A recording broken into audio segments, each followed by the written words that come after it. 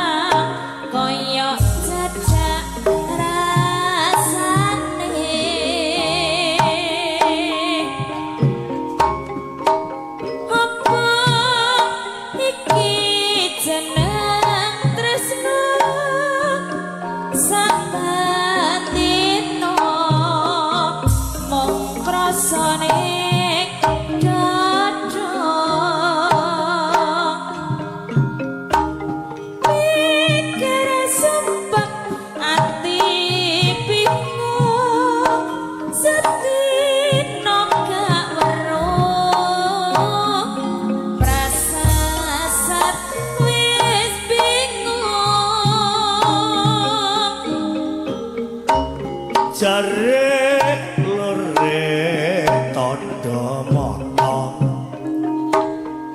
tak openi minangka taline tresno yen suwe ora ketemu nyawa jare lore wis ilang kangenku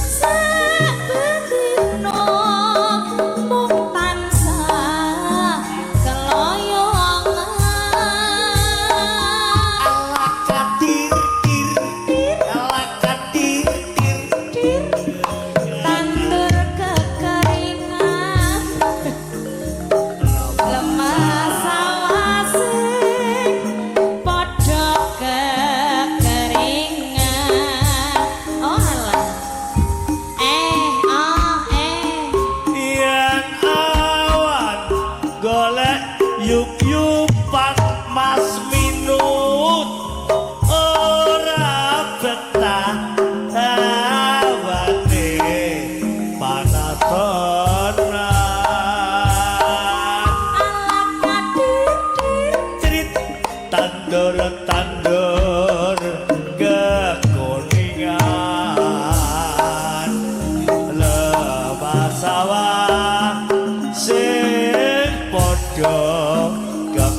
iki